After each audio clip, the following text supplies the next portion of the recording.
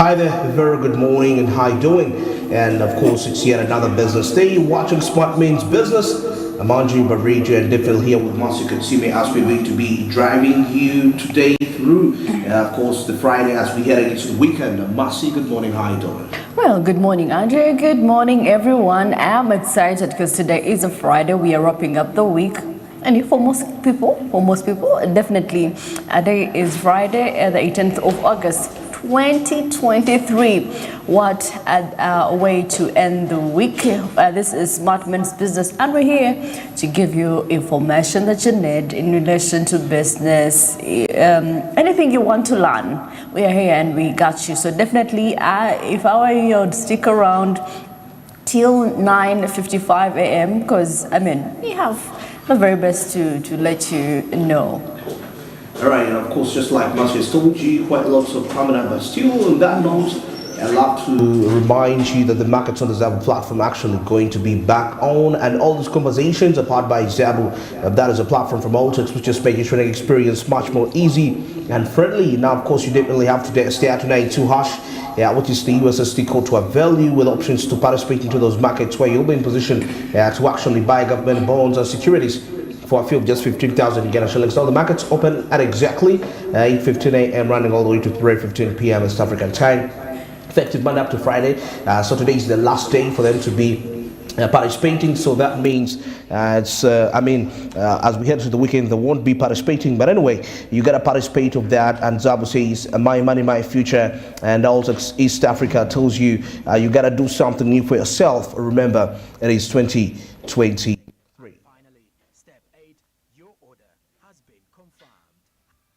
Well, at this point in time, as we head into our alley of discussions, by the way, today, some schools are actually closing. Yes.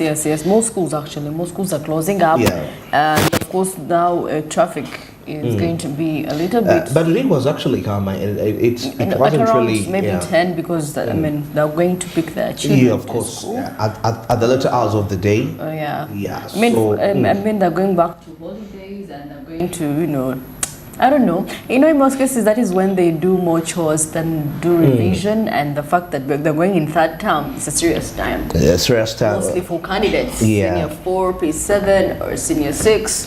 It's time to go back to the drawing board and look at your mock results and really think on how you're going to beat the mock results. This reminds me of the days when the mock results were more were so disappointing for most parents. Yeah, they were really proving a point. But of course, if you're in position to actually do something in the mock exams, that means you are perfect for the final exams.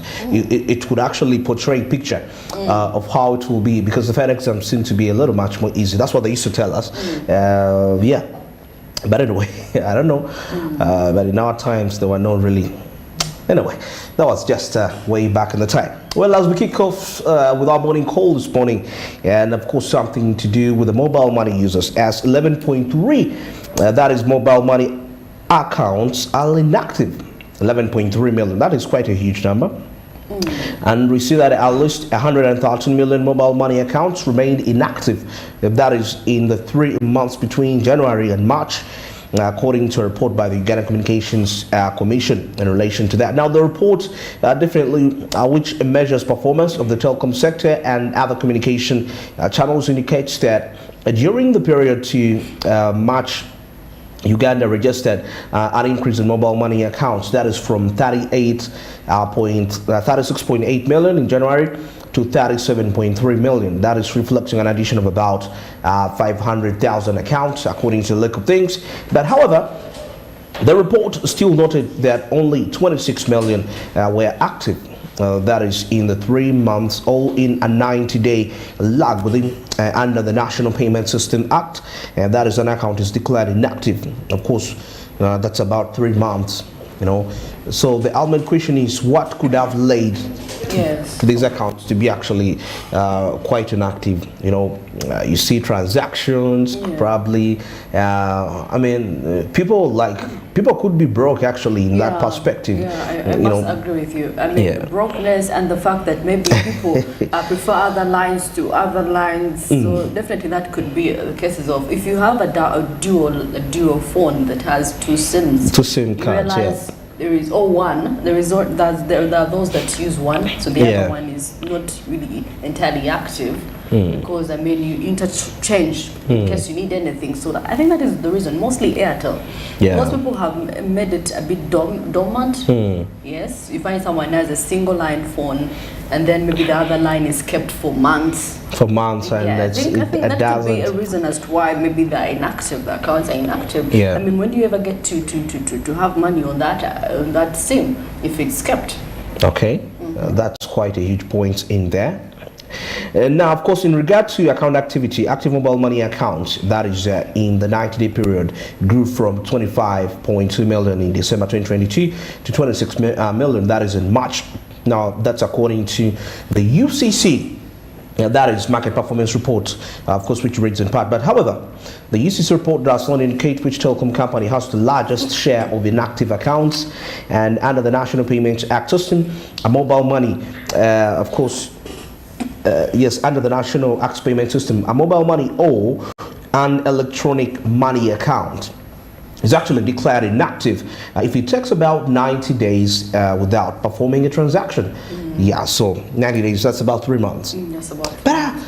I mean, people do that. That is true, actually. That is true. But probably some people are trying to avoid the charges which come along transacting money. Because I may tell you that, okay, I may give you a call, I tell you I need this money, but let me come. Probably sometimes I can access you where you are within the vicinity, probably. So I'm like, let me come and pick it from there. Because talking about transaction, I mean, because a bit these days, I mean, they're quite high. The transaction fees. Transaction fees are high. Exactly. Yeah. You know, because almost when you bring about 450, you lose about 7,000 to 8,000 charges. I mean, that's quite a huge amount of money. Why won't somebody really want to? Imagine you have to add on 7,000 on top of the 400,000. Yeah. Yeah, that's a lot. That's a lot. So that means there is also, last time we were talking about a cashless economy. Yeah. So, and I believe before we talk about applications or talk about what the primary factor of how we can actually engage into this is through use of mobile money transactions rather, but now we can't access them. Why? The charges, first of all, are high. I think that's the big issue. Yeah, the fee, the charges are high. Somebody tells you that something at 2,000, somebody feels like, oh my god, they're going to cut me 2,000. It seems a lot of money, you know. I must agree, really. I think the first time it did happen to me, because you know you're used to, and all of a sudden it changes. Yeah, you used to. And someone tells you, oh, it now increased, and now you plan for a certain amount. Yeah. And then you have to add on. Exactly, because there is a charge that is going to be taken off. Yeah, it's really. The charges are really huge, honestly. It's really disturbing. Yeah. But to think of it, you've already planned your 1,000, your 10,000, 11,000. Yes. Then they have to say, oh, it increased. You have to add 500. What is that? Exactly. You see, now of course, as we proceed further, we see that they are subsequently suspended. That is before they are declared dormant in the event that they remain inactive for a stipulated period of time. Now, of course, mobile money has seen increased growth in becoming one of the most important products in the financial sector. And we see that the Director of Corporate Affairs of the UCC said that whereas there had been a reduction in mobile money activities following of course, the conclusion of the festive seasons. Now, UCC also noted that in terms of year-on-year growth, the mobile money registered an increase of 4 million new accounts. New accounts, of course, reflecting a 12% growth since March 2022. Of course, we should also put that into consideration. While agent footprint grew, that is to 472,000. That is agents. That is across the country. So there is increase of the mobile money agents. Now, during the period, UCC indicated that the industry recorded about 1.44 billion mobile money transactions. That is up from 1.4 billion. That is due to a spike in transactions at the same time.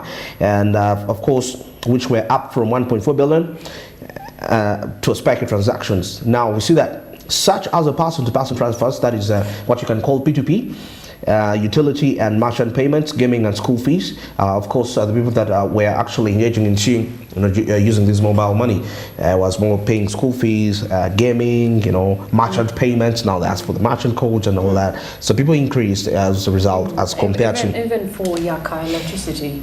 Even water. I mean, the services are right there on the right. Definitely, yes. So they provide most that. People actually use it. It has made actually life easier. Yeah. But the costs are really very high when you think of anyway. It's all the same. It's all the same. You would have actually used transport to get there. To get there. Either way, there is no way you can send money to a person who is distant other than using Very true. Yeah. Very true. So you have to bear the costs and follow what is happening. Okay. Just like the rest. I see. As a matter of that. And of course, the report also noted mobile money financial spaces had seen an increase in adoption. And that is on unstructured supplementary service data for cashless payments, indicating that sessions grew to about 10.7 billion US dollars, or 6% from 10.1 billion that it was in the year 2022. Starting from December. Now, the growth report noted that was due to increased activity in mobile money, in mobile banking and balance check. School fees and utility bill payments, prepaid mobile charge, money transfers, mobile top-up, and reservations at the same time. So you can really see when we actually we see that there is an increase in the number of accounts opening up, mobile money, and also agents, about 432,000 agents that have increased. That is right now countrywide that are offering these services. But the unfortunate bit of it is that the accounts that are opening up, their activity is scarce. Their financial transactions are scarce, and well, that poses quite a very important point. Why is it like that? Could it be because of the charges? Could it be because people are not really earning the money that should be deposited in there? Or should it be that people are much more confident with having physical transactions than actually cashless transactions? And of course, because we've seen issues of where people have lost money. As a result, some people hack money. So that definitely is going to birth some sort of a discomfort, people are not going to feel confident. They call it discontentment. They are discontented with keeping their money with actually the financial institutions. Could be anything. So that is something that the stakeholders that are responsible need to really look into and see how best these activities can be.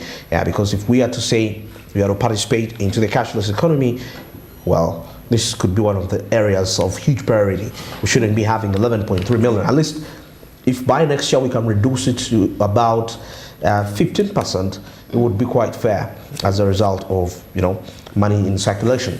Well, that is it for our morning call today. But of course, away from that, let's switch our eyes and take a look at what's making headlines into the press.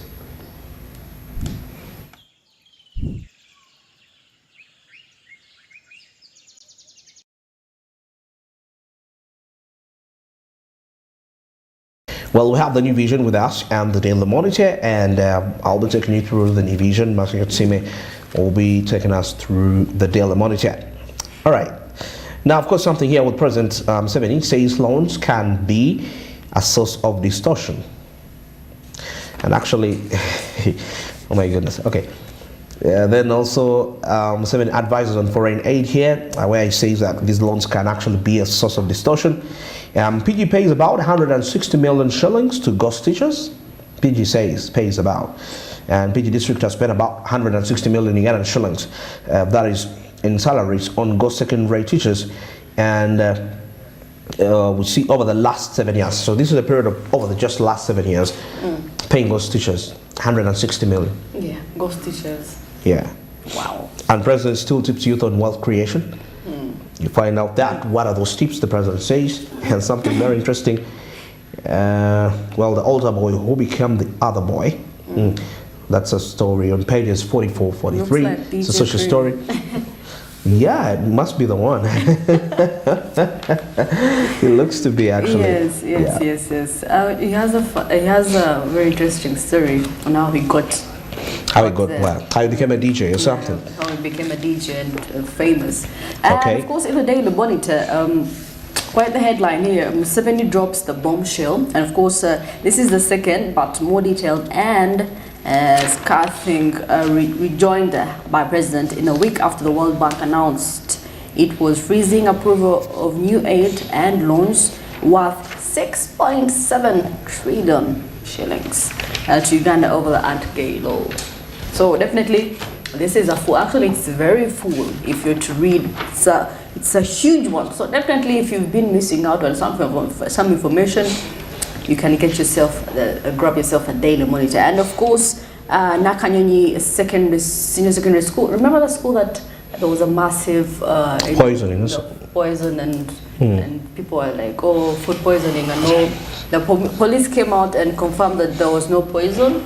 What was it? I don't know what that was. If it wasn't Was it poison, witchcraft? I don't know really. No, Because something. if But the doctors can't find something in most cases. They'll tell what you. would that have been? Massive. Divine intervention. I Wow. mean, if the doctors can't see what is, That's spiritual now. If you go to a clinic or hospital and the doctors tell you, you know what, we don't know what's happened. Some of them, actually, some doctors go ahead to tell you, go seek spiritual guidance. Yeah. They'll go ahead to tell you that. Honestly. What happened? That is if they fail. You know. All right. Now here we see something. Naguru remand home. Juveniles equipped with hands-on skills. By the way, hands-on skills We've been talking about hands-on this skills really. is something very important because, and actually, that's one of the things I would urge the holiday makers out there. I mean, as you get back home, you know, I know you got these books to read back, develop your practical skill, have a skill, you know, because Uganda. Like for real, like seriously, you need to have a practical skill. Now, government identifies key areas to create employment for youth, those strategic areas, and of course, once you find out these areas, you'll be in position to actually position yourself as a stakeholder, as a youth probably, to see how you can be a part of this. Well, this is quite interesting actually. And rights abuse to cost billions in awards. Actually, there is a list of beneficiaries right here, and from 100,000 to 11 million, that is going to cost about 6.5 billion for compensating 6.5 the ones that whose rights were abused. There are names here. If you have a relative here, please inform them. The money is ready. You can come and pick Yes. the money, but the torture that went through the. So it is there's a funny picture of someone being robbed. Yeah, so the human rights violation by government agents will cost Ugandan taxpayers billions of money in compensation payments, covering just a fraction of the 2022-2023 financial year. A list released in public notice issued by the Justice Ministry yesterday reveals that government will pay out more than 6.5 billion to 88 parties whose rights were abused by its agents, including members of security forces. Okay. Yeah. Rights abuse to cost billions in awards as a result of that. If your rights are being abused, be well assured anytime you're going to be compensated depending on how big, because I'm seeing people have 100,000 Ghana shillings. Depending on how big your case was, that's the money you get. Yeah, and Ugandans would be pleased to have it in such a time. Yes. Such a time. Some would wish I also get violated on, and I get on my. You can imagine. Yes. But only here, see at the parliament, of course, drugs to be used for medical research. Yeah, that's according to members of parliament. Which drugs? Which drugs? We Drugs. have very many drugs. There is cocaine, there is heroin, and so many others actually. Yeah. And now there's life imprisonment for narcotics cultivation. Life imprisonment. You see that? And I can say something here which says that apart from the supplies toxic chemicals that are used as inhalers to a child, especially if it's not for medical purposes, will be liable to a fine of about 1 billion Ugandan shillings, a fine for somebody, of course, that are sniffing that heroin, cocaine, and so many. Escatacy, is it what? Yeah. Something like that. That connects that. Yeah. Even actually they were looking out for people that plant weed. people planting marijuana. Yeah, there was a proposal. I think was it Kahindo Tafiri that was suggesting that we should legalize marijuana. Of course, looking at the bigger side of it, when it comes to medicine research, and it's going to be a business worth billions come to the future. They call it the marijuana medicine. I remember I saw a movie and asked a child about drugs, and he said, why would they do away with drugs? Because that's where the money is. That's where the money is. But people, But it's just that consumption is and health implications which can result from that. So I'm imagining a scenario where I have it in my garden, but it is under medical prescription. Is it? It's under medical prescription. Yes. Okay. Could it be right to have it, or I have to go and buy? All right. That's. I could have it for medical purposes. Yeah, and it heals quite a lot of cancer, I'm told. Yes. I don't know how true that is, but I'm told Even it does heal cancer. Headache, you take a leaf in tea, in hot water, you mix it out. Interesting. Now, of course, here we see the digital roadmap, which targets 10,000 new jobs annually. Yeah, so actually yesterday there was an exhibition at Serena Hotel about IT, people having IT related projects that are providing solutions to society, to government related agencies and private. And once this happens, we see that 10,000 jobs annually every year that are going to be created by the digital space. Wow. You see how amazing that is? That is amazing. That means we need skill. We need skilling. We need skilling in that area. IT, I mean, you take on those courses. I see something about the Ministry of ICT, calling on people to do machine learning courses on, because that's where we're heading. Artificial intelligence. So you can actually see and know where the market is at. Well, we come to the end of our press updates, and now let's switch our eyes and take a look at the traffic atmosphere right there.